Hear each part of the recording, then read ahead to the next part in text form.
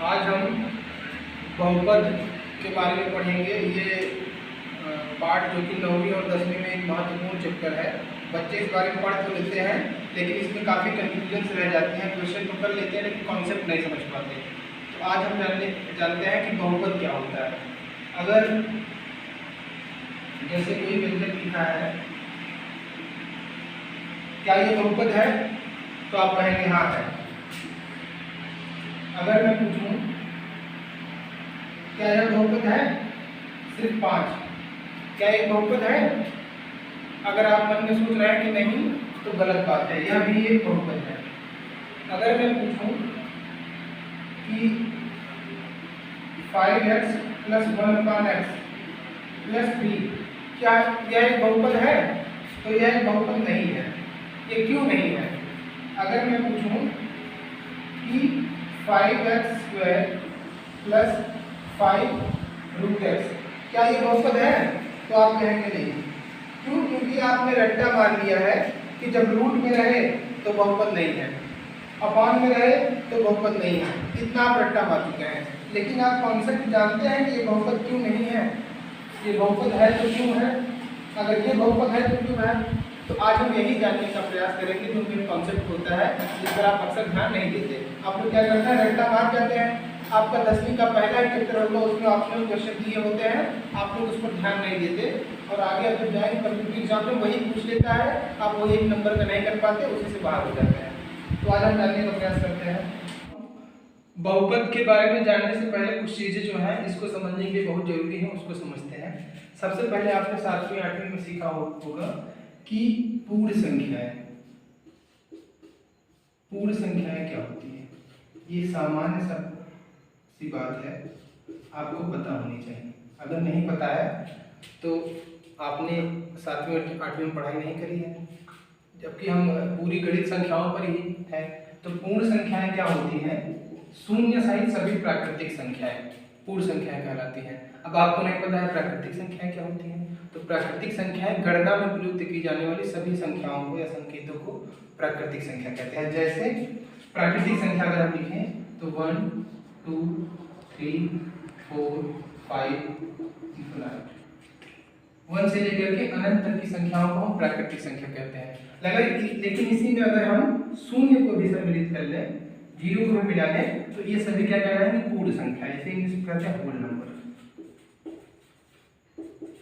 ठीक है, तो ये पूर्ण संख्याएं हैं। इतना समझ गए? अब आगे जानते हैं हम बहुपद की परिभाषा। बहुपद क्या होता है? ऐसा व्यंजक जिसके चर पदों की घात कोई पूर्ण संख्या हो। घात का मतलब तो आप समझते ही होंगे, इंग्लिश में कहते हैं पावर या डिग्री। जैसे हमने लिखा है x², तो यहाँ पर x की घात कितनी है?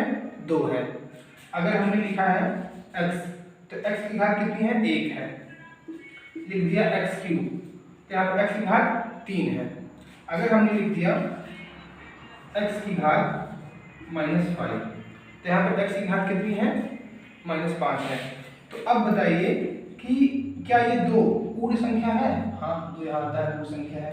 क्या यहाँ पर 1 है? तो क्या ये पूर्ण संख्या है? हाँ, यहाँ पर आ रहा है पूर्ण संख्या है। इस तरीके से 3 पूर्ण संख्या है। लेकिन क्या ये -5 पूर्ण संख्या है? नहीं, क्योंकि इसमें तो आएगा ही नहीं -5। तो बहुपद की परिभाषा यही है, आप लोग नोट कर लीजिए। ऐसा बीजीय व्यंजक जिसके चर पदों की घात, चर पद मतलब एक्स वाई में जो भी अल्फाबेट्स रहेंगे उसे चर पद कहते हैं। चर पदों की परिभाषा आपको बता दिया जाए आगे। तो जहां पर x और y या अल्फाबेट्स जो होते हैं इनकी घात कोई पूर्ण संख्या ही होगी, उसे बहुपद कहते हैं। जैसे एग्जांपल्स देखते हैं हमने पहले क्या लिखा था? 5x² + 1, तो यहाँ पर x की घात कितनी है? 2, जो कि एक पूर्ण संख्या है, इसलिए बहुपद है। अगर मैं लिख दूं 5x + 1, तो यहाँ पर x की घात क्या है? 1 है। इसे अगर कुछ नहीं लिखा होता है तो घात 1 मानते हैं, तो 1 भी पूर्ण संख्या है। अगर हम लिख देते हैं 5 + 1/x, तो यहाँ पर x की घात क्या है? तो आप घातांक में एक नियम होता है कि जब किसी संख्या को ऐसे लिखे रहते हैं, नीचे होती है हर में, तो उसे ऊपर लेकर आते हैं, उसकी घात -1 हो जाती है। अगर 1/x² है तो ऊपर आके x⁻² हो जाएगी। तो ये क्या हो जाएगा? ये हो जाएगा 5 + x⁻1।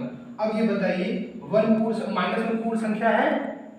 नहीं है ना, तो इसीलिए ये क्या, ये जो था ये बहुपद नहीं है, क्योंकि बहुपद की परिभाषा ही होती है ऐसा बीजीय व्यंजक जिसके चर पदों की घात पूर्ण संख्या ही हो। ठीक है, तो अब अगला जो हमने एग्जांपल लिया था उसको समझते हैं। आप लोग इसे नोट कर लेना, स्किप करके स्क्रीनशॉट ले लीजिएगा। क्या करते हैं, हमने लिखा था 5x² टू √x, क्या यह बहुपद है? तो आपने याद कर लिया है कि रूट में है इसलिए नहीं है। लेकिन क्यों नहीं है? इसलिए कि जब कोई रूट में होती है संख्या उसको बाहर ले आते हैं तो वो 1/2 होता है।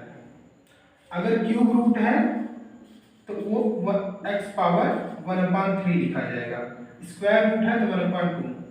इस तरीके से इसको क्या लिख सकते हैं, 5x² + 2x पावर 1/2।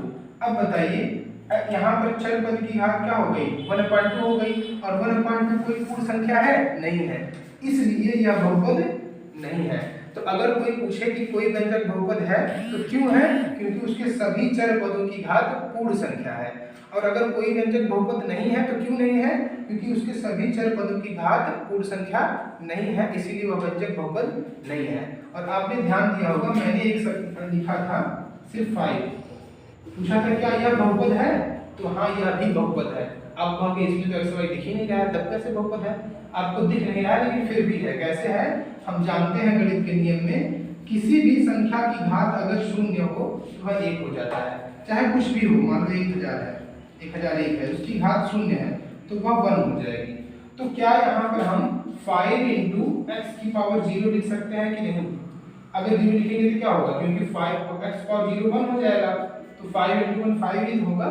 इसका मतलब हम 5 × x⁻0 लिख सकते हैं। अब यहाँ पर x क्या हो गया, चर पद हो गया, और चर पद की घात क्या है, शून्य है, और शून्य एक होती है पूर्ण संख्या, इसलिए 5 भी एक बहुपद है। तो और इसे कैसा बहुपद कहते हैं, शून्य बहुपद। तो अगर कोई कह दे क्या 4 एक बहुपद है, तो हाँ भैया ये है, और कैसा बहुपद है, एक शून्य बहुपद है।